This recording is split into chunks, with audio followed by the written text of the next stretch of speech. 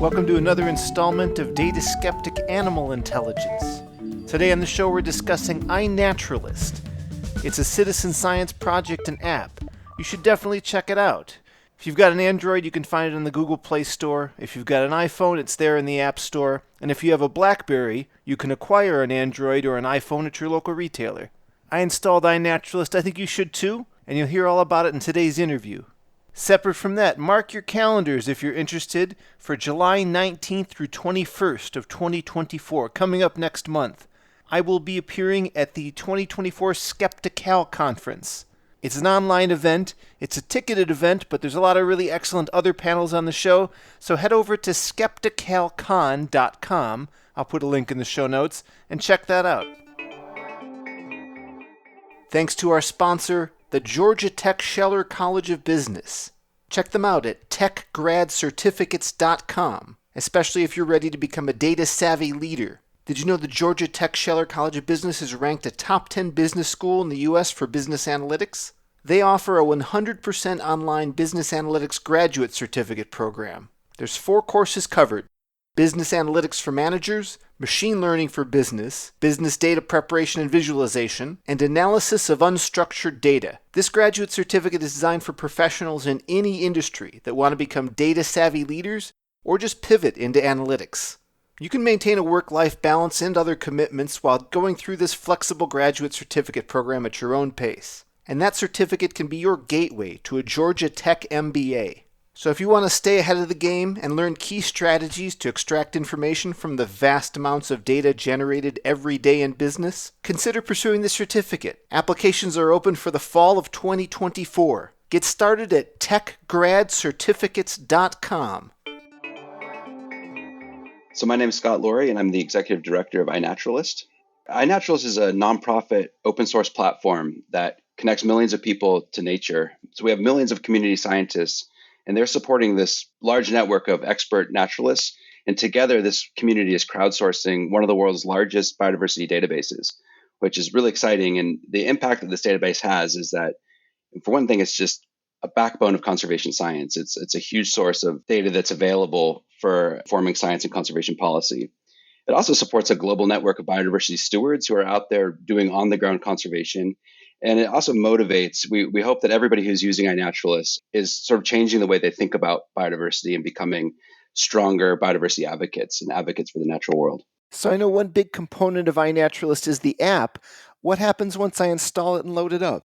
For people who are exploring iNaturalist for the first time, usually it's that they find something in their backyard or on their hike that they're curious about and they want to learn more. So you can use iNaturalist to take a picture of a butterfly. It will automatically tell you what it is using AI in the app. But then you can also share that observation with this big community of expert naturalists that I mentioned, who will help vet that, verify that, sometimes correct maybe what is an initially coarse or wrong idea that the AI provides. But also what's really exciting is while you're learning more about what that observation is from that interaction with the community, you're also creating research grade data, which goes into this scientific data set that I mentioned, which is really the bread and butter of how a lot of conservation scientists understand what's happening to our planet right now. And from the perspective of one of the citizen scientists, maybe someone like myself who's enthusiastic about it and I like to go out into nature, what's my experience in interactions like? A lot of people use iNaturalist, just as I was saying, maybe one time or very infrequently to make identifications or to learn. Maybe their dog comes into their yard with a snake and they want to know what that snake is and if it's dangerous. But there are other people who are really deep in the world of being naturalists and being community science. And iNaturalist plays a really important role in that. A lot of people who use iNaturalist are engaged in these things called bioblitzes, which is, I think of them as like flash mobs for nature. People coming together at a park and saying, hey, let's all come together this weekend and let's inventory as many possible species as we can find in this park. It's an activity of using iNaturalist to record, but it really is a social activity as well.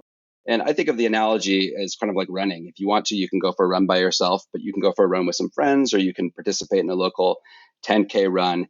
And there's a lot of really grassroots bioblitz efforts that communities around the world are putting on. And oftentimes iNaturalist is an important tool to help make that activity possible. So obviously photos are a component of it. Perhaps those photos have like a latitude, longitude, elevation of where they were taken even. What's the nature of the data set you collect? Broadly speaking, the data is what we call biodiversity occurrence data. And the history of this, it really dates back to as long as there have been museums. So you think of Linnaeus going or Charles Darwin going around the world in the Beagle and collecting physical specimens that were brought back to a museum, and then they would be maybe stuffed or put in a jar and preserved. And then on a little label, they would write down the latitude and the longitude and the date and who it was collected by. So that was the data set that biodiversity scientists really had on hand when they start thinking about, okay, how do we actually use this data to understand how species are distributed, how those distributions are changing, where invasive species are moving, all these conservation questions that we're grappling with.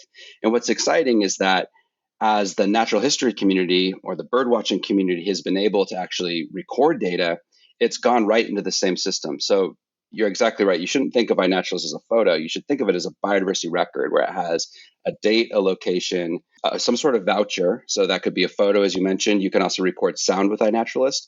And then what's important is the identification. And that's one of the things that I think is special about iNaturalist is in the past, the identification was kind of made by the person doing the recording. So maybe if you're a bird watcher, you go out and you look at birds and you're recording them, but you're also identifying them and saying, oh, I see a blue jay, I see a robin. But it's really hard to do that with literally millions of different species that we have on the planet. There's only 10,000 species of birds, but there are 10,000 species of plants just in California, and there's probably 10,000 species of insect just in counties. That idea of everybody actually being able to both record and identify doesn't really work for huge branches of the tree of life. So what's exciting with iNaturalist is by originally bringing this community together to kind of work together on the identification problem, it opened up this idea of biodiversity monitoring to much different kinds of taxa than just birds. And now with the AI, is a very useful tool to help along that process and just make that process more efficient and move faster. So as a consumer, I can get a lot of value out of it and sort of connecting to nature, knowing what something is in my backyard. From the perspective of the researcher, and obviously every researcher's got a little bit of a different research question, but broadly speaking, how do they get value out of iNaturalist?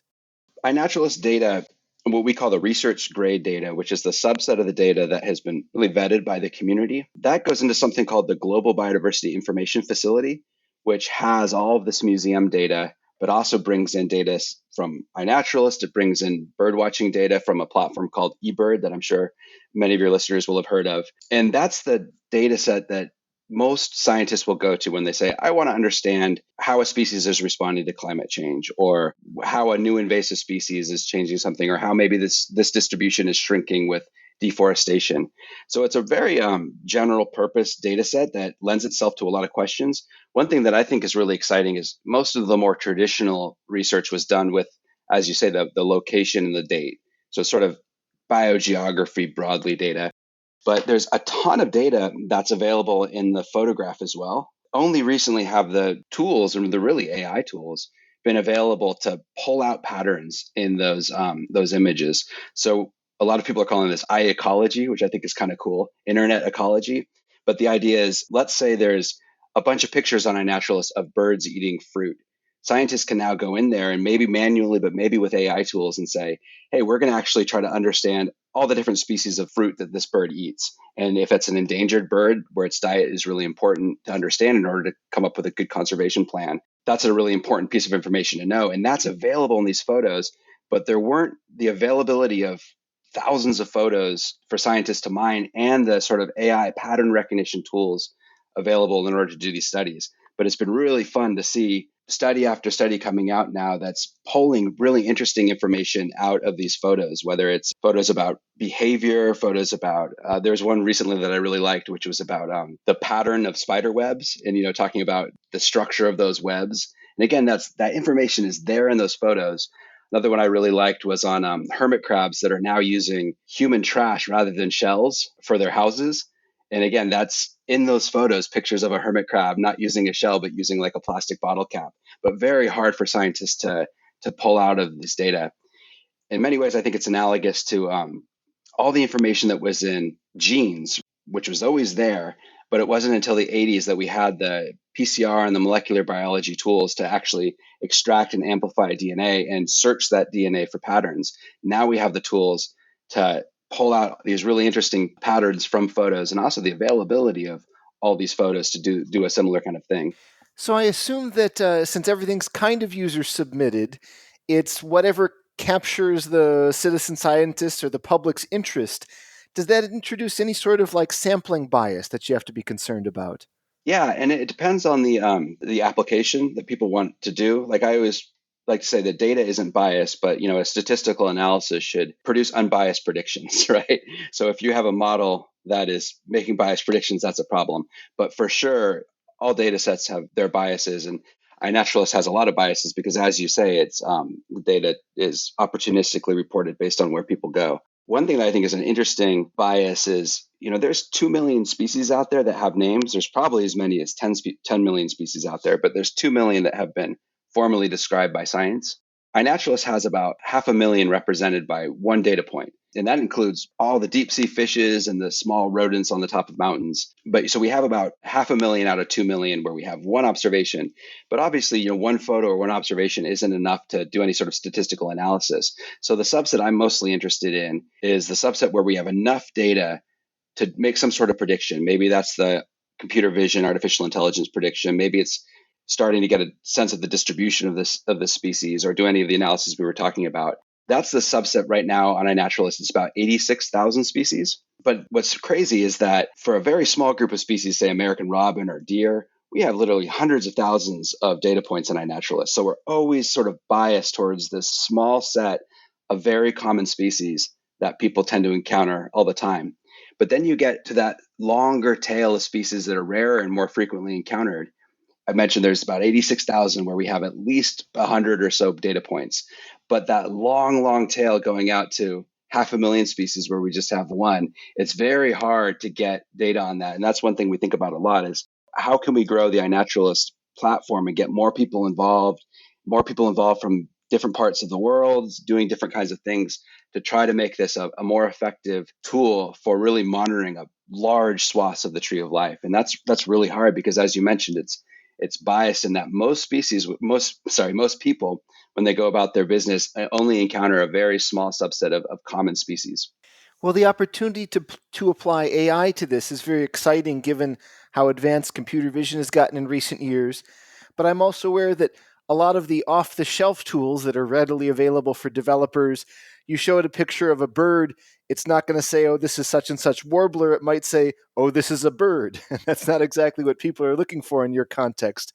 How do you get your AI to be specific to your domain? That's one thing that's really special about the iNaturalist data set and models that you can train off them, like the models that we train off them, is that they're really good at these questions about identifying specific, we call it fine grained recognition. So specific species among, like I mentioned, these hundreds of thousands of species. There are other models out there and other data sets like ImageNet is one that's often used, which is a general purpose data set of labeled images. So it might have a picture of a car and it says car, and it might have a picture of a bird and it says bird. And you can train incredible models from that for this sort of not fine grained, but an AI that can tell the difference between a car and a bird and things like that. But it's very hard for those models to, as you say, tell the difference between a California newt and a red-bellied newt. And in order to do that, you need data that has these fine-grained labels. And that's exactly what the iNaturalist community is providing, because they're taking these images and not just answering the question, is this a bird or a salamander, but they're saying exactly what species of bird is this.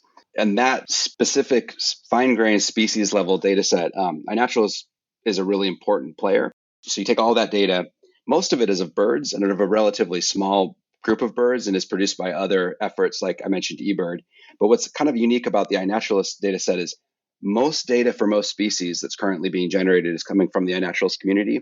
So that means for pick random species X, like let's say the red-bellied newt, most of the data for that species, and since let's say 2020, has been generated by the iNaturalist community. So it's a great source of images of obscure species and that fine-grained labeling, of not just it's a newt, but it's the specific species of newt.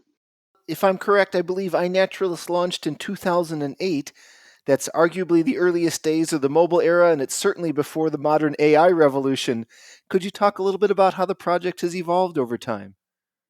My partner Kenichi Ueda started iNaturalist as a master's project at Berkeley. So this was 2008. And it really was, as you mentioned before AI, this was a place for people to share. In many ways, iNaturalist still is this. It's a community of people who can share nature to help one another learn about nature. And I would say even in those early days, the idea of generating data wasn't a huge focus. It was mostly like a way of sharing data on the internet with people and getting feedback and helping getting identification help.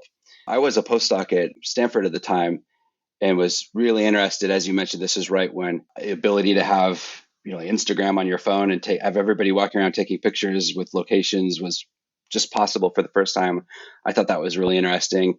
It was when a lot of these interesting crowdsourcing efforts like GitHub were just getting off the ground that I thought were really interesting. So I met Kenichi and I said, this is great. I don't want to be a researcher anymore. I want to do this. And we ran iNaturalist as a sort of a garage band project for about 5 years. And then we became a project of the California Academy of Sciences, which is a natural history museum in the Bay Area. And then we became a project of National Geographic. And then just this last summer, we spun off as an independent nonprofit, which has been really great. And because the whole time iNaturalist has just been growing and changing, and just feel very honored to be able to keep working on this project and try to keep growing it and taking it to the next level. And it's certainly an established project, but do you have any loose goals for the future? So I believe that iNaturalist has a very positive impact on the world. And that's, as I mentioned earlier, we're building this big constituency of millions of people who hopefully by using iNaturalist change how they think about nature. I think of a lot of people who maybe look at a golf course and go, oh, this is a wonderful open space. But, when you use iNaturalist, you might look at that golf course and go, there's not a lot of species here. This is a lawn with a lot of fertilizer and maybe one species of tree. And then you look over at the swamp next to it and you go, that's actually a really valuable piece of real estate. That has all these different species and dragonflies and different rare species. So we're hoping that by just using iNaturalist, we're really changing how people think about nature. Millions of people now, but we think that we could get a lot more people involved. There's people who are deep into iNaturalist in this community of experts that I mentioned and stewards who are using iNaturalist to do all sorts of on the ground projects. So those might be, for example, hey, we're going to come together in this park and we're going to monitor what's there, but we're also going to try to improve the park. So what we might do is while we're here, we're going to pull out these invasive species, these invasive plants. We're going to plant some native pollinators. We're going to try to attract some insect pollinators that haven't been seen in this park for a long time. So there's that idea of stewardship and really restoring landscapes. And then also on the backs of all this is coming out this really important stream of biodiversity data that goes into GBIF and is what makes possible lots of scientific publications. So there have been about 4,000 scientific publications that have used iNaturalist data, and a lot of conservation policy, is built on this data. So I see those as three really good things, and I would love to just get more people involved so that we can expand that impact. That's a challenge. I mean, how do you get different types of people involved in these activities to make it easy to use, appealing? Technology is changing so fast. How do we keep iNaturalist as kind of a magical and fun experience? How do we get people in different parts of the world where maybe internet tools are less accessible using iNaturalist? For me, that's one of the big challenges we're thinking about is not so much pivoting what we do, but how do we actually expand the impact of what we're doing? And do you have any high-level stats about, I don't know, whether it's the number of submissions per year, or perhaps more importantly, the number of unique species that are cataloged per year? How do you look at the metrics of success? Every month, we have about 3.5 million people who are using iNaturalist. Many of those are just using it as a reference. So maybe to find out where a species lives, maybe get an identification from the AI. And we have about an order of magnitude less than that. So that's about 350,000 per month that are actually contributing data. So that would be posting a tweet or, editing a Wikipedia article. So that's the group of people that are actually submitting an observation or making an identification on someone else's data. Since we started the program, we now have about 190 million observations, and those represent, as I mentioned, it's actually 475,000 species. So we're getting close to that 500,000 species mark. And that's been contributed by about 3 million people. So there have been over 3 million people who have made one observation on iNaturalist. And again, about an order of magnitude less than that of these group of people who are identifying and vetting other people's observations. So that's about 350,000. Those observations, those identifications are keeping in sync. And that's partly because even though we have 10 times as many people making observations as making identifications, the identifiers tend to do about 10 times as much work. So let's say someone goes outside and posts 10 observations in an hour. An identifier will probably review about 100 observations. So they're in sync, even though it's a much smaller group of people sharing their expertise in terms of identifications than people who are going out and posting photos from around the world. And when it comes to the data that's coming in, I know you can get a very quick response from the AI, but as you'd mentioned, perhaps the AI has made an error of some kind once in a while. I guess first, do you have any stats on that? And could you talk about the process for how you get to ground truth? We've done a lot of work to just understand the accuracy of the iNaturalist data set. So that is, if you just draw a random observation from iNaturalist, and let's say it's a picture of a dragonfly and it says a dragonfly species associated with it, what's the probability that is accurate? Because if that data is inaccurate, then any model we train off of it is going to be even more inaccurate. Looking into that, we've found about 1% to 2% error in that. So that means 1% to 2% of the research grade subset of data is incorrect. So that means incorrectly labeled. There's about 4% that we have a hard time validating. So we validate this every month. It's a dragonfly, and we just can't find someone in the community, or no one responds that month to actually vet it for us. We don't know. And then we have about 95% that we know is correct. So we have this 95% chunk that's correct, 4% we're kind of uncertain about, and 1% to 2% that is incorrect. I think that's pretty good. There's been, I mean, I would love it to be better, but there's a lot of studies that look at, let's say, herbarium data from museums and get something similar, if not lower. But I just want to add the giant caveat is we know that's on average across all of iNaturalist. And as you mentioned, iNaturalist is probably biased towards North America, towards Europe, towards more common species. So it's probably much lower than that if we were to say a dragonfly in the middle of the Amazon. And that's one of the challenges is we actually can't even vet the quality of our data unless we have enough of it. So it's hard to vet the sort of the rare tail of species. But so let's say that's the data, 95% accurate on average. But then the second thing is we would take this data and train it into a model. And so as I mentioned, right now we have an AI model that has about 86,000 species. So it can tell you it's one of 86,000 species. And every month we're adding about 1 to 2,000 species to that and retraining a model every month. And part of the goal is just, can we get this model that has more and more species and we don't lose accuracy? Because it's almost like having a dice. And let's say you start with a 6-sided dice, and then you go to an 8-sided dice, and then you go to a 20-sided dice. We're now dealing with a 96,000 or 90,000 sided dice, and it's a harder and harder just computational problem. But when we evaluate the accuracy of the AI model off of a held out test set of data, which I mentioned we know is about 95% correct, we get about 90% accuracy of the AI. And it's very similar where if you look at common species in North America, it's much higher than that. And if we look at the continent of Africa, it goes down to 60%. So we know that there's a lot of variation in the accuracy of the model around the world, but on average, it's about 90%. And when you look at the maybe the mistakes it makes when it's not accurate, I imagine it's not like it's a picture of a pigeon, but it says it's a walrus. It's probably like pigeon type B, and it really should have been pigeon type C or something like that. Do you have any observations about the nature of the errors it makes? And that's one of the things we try to do with iNaturalist is use the taxonomy, the tree of life, to find an answer that we can give that's still correct. So what iNaturalist does, which is a little strange, and not a lot of the different plant identification apps I've seen out there, I haven't seen anything else that does this, is if it says, let's say I'm 60% sure it's this species of beetle, and I'm maybe 40% sure it's that species of beetle, but I'm 100% sure it's in this genus of beetles, it'll actually offer that genus. So we're really trading off accuracy for precision, if that makes sense. We're offering less precise answers in order to be more accurate, which is kind of interesting because being a scientific project and having our scientific legacy with the California Academy of Sciences and National Geographic, it is really important for us that iNaturalist is a scientific effort and accurate. And it's interesting. I do see a lot of plant ID apps and things where they'll give you an answer, but it might be wrong, right? So one of the things we've tried to do is, and even though this doesn't, I think a lot of users don't like that. They really want to get that species ID. We will give a courser ID in order to keep that high accuracy in our results. But one of the things I also think is interesting is a lot of the errors that the AI makes are two similar species. Let's say two lizards that look almost identical, but one of them lives on the East Coast of the United States and one of them lives on the West Coast.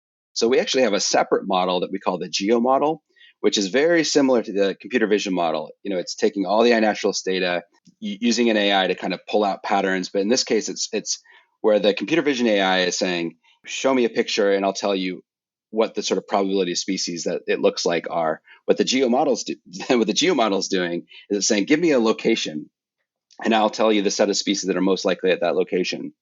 And that gives us about 10% additional accuracy, because there'll be a lot of these situations, especially in biodiversity just works this way, where there's a lot of situations where two species sort of diverged from one another, and one lives on this side of the mountain and one lives on that side. And they look really similar, but they're separate species. That was a situation where we could not get the computer vision to make any more, to advance in that situation. And similarly, if you show that to an expert and ask them what lizard it is, the first thing they'd ask you is, well, where is it from? Because it's either this or this. It depends on where it is.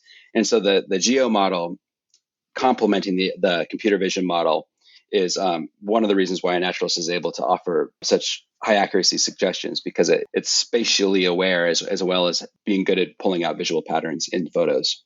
Well, to have almost 90,000 potential class labels and a 90% accuracy is pretty good. I would imagine that's maybe at or above human accuracy levels. Or I guess first, is that correct?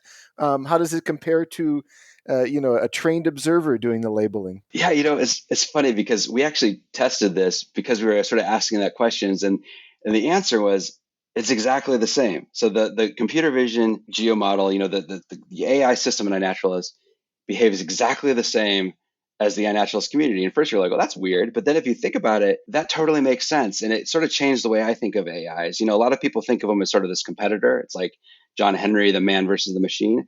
But really they're summaries of expertise. An AI is only going to be as good as the expertise on what it was trained on. So it has exactly the same gaps and exactly the same biases and exactly the same advantages of all the expertise in the iNaturalist community. Really, it's just a way, it's kind of like you think of like a Google search, right? So all that information is on the internet.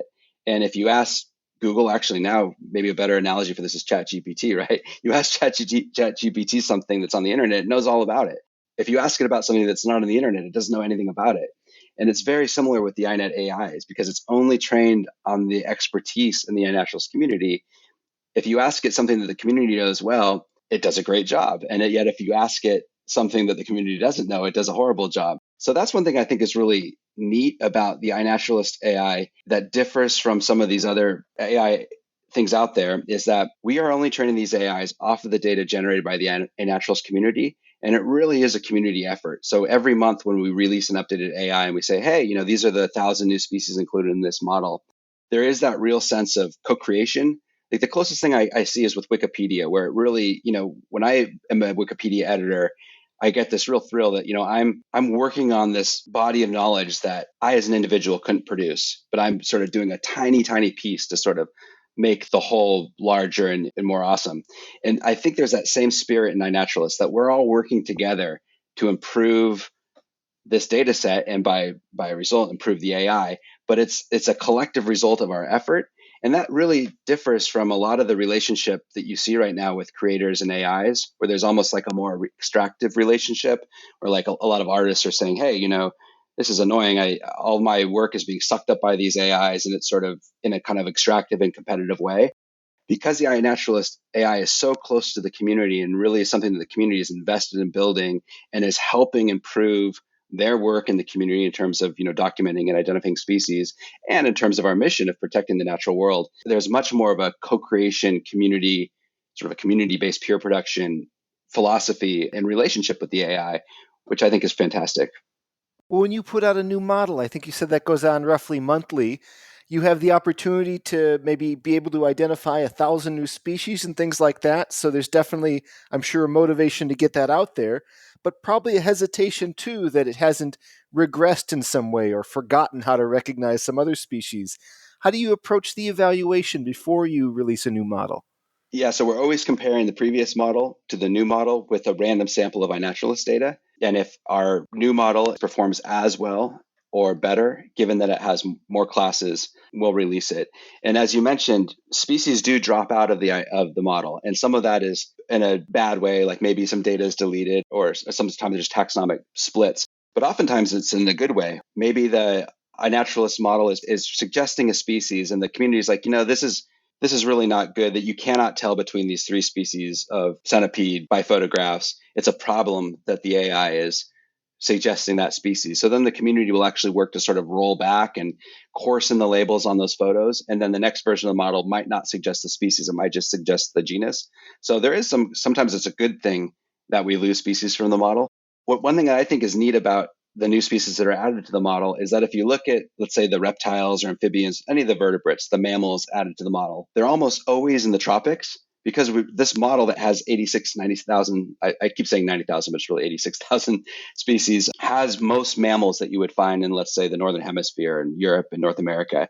So the only species that we're mopping up are from places like the Amazon or the tropics around the world. But if you look at the plants or insects that we're adding to the model every month, they're coming from like the middle of New York or the middle of DC or the middle of San Francisco. And I think that's so cool that there's still so many more species and there's still so much to discover when you include plants and insects in our view of biodiversity. And that's one of the reasons why I think it's cool to get out of this bird-centric or vertebrate-centric view of the natural world.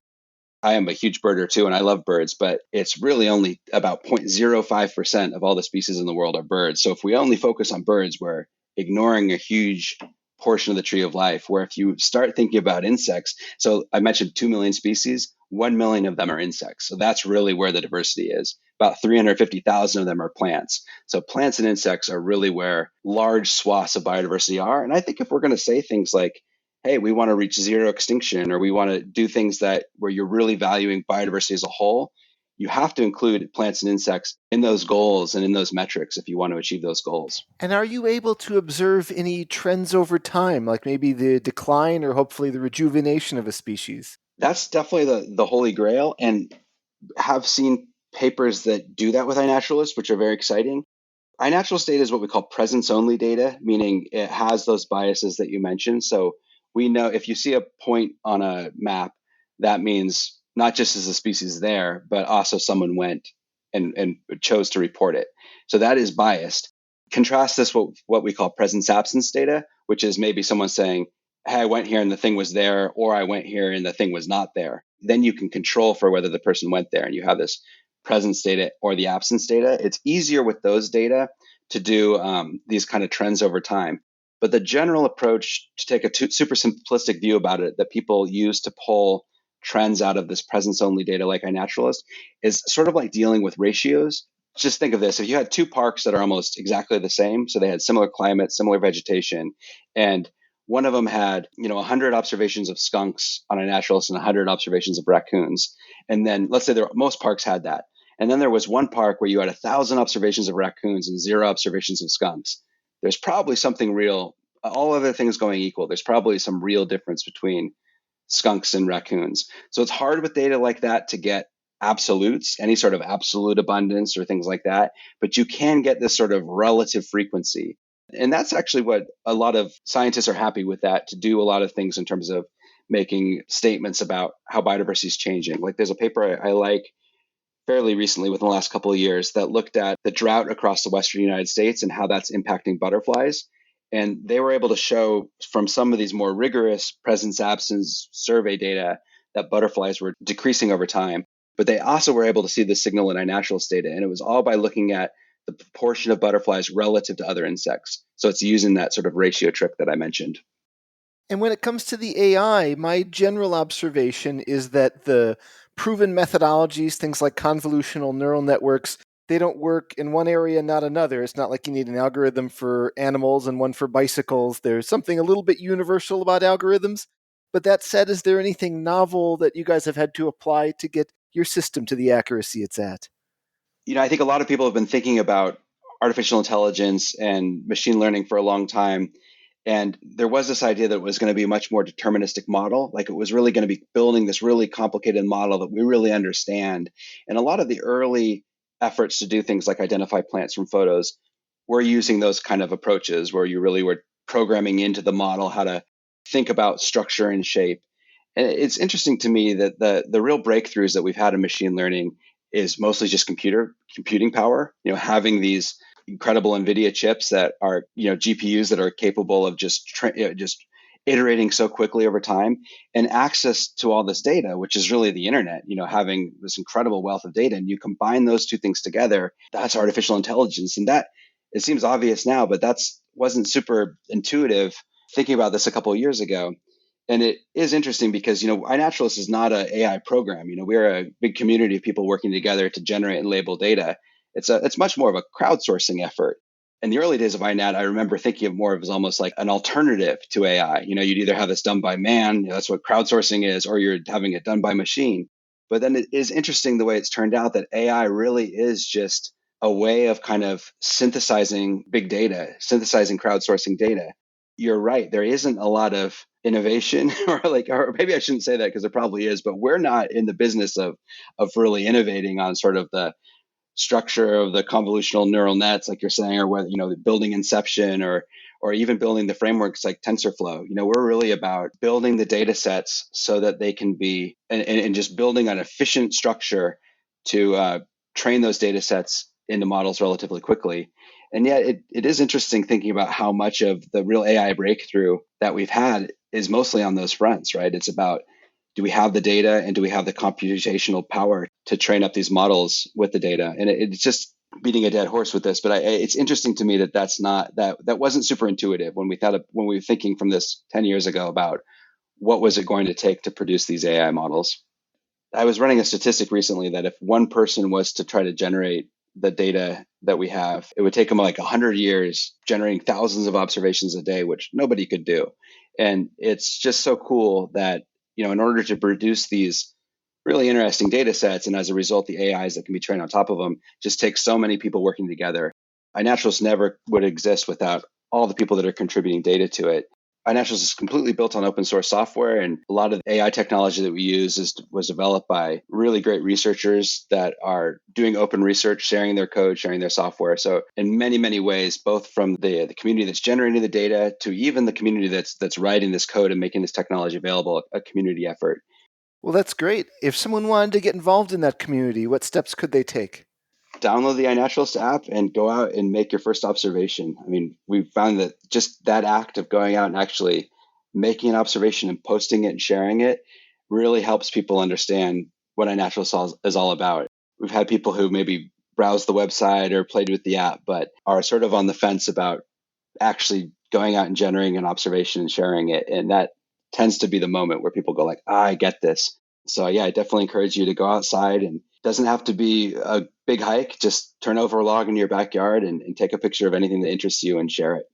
And for listeners who want to follow the project, where's the best place to go online to get updates? We have a blog. So if you go to iNaturalist.org, and at the bottom of any page, there's a link to our blog. And that's a great way to see monthly updates and things like that. Sounds good. We'll have links in the show notes for listeners to follow up. Scott, thank you so much for taking the time to come on and talk about the project. Thank you.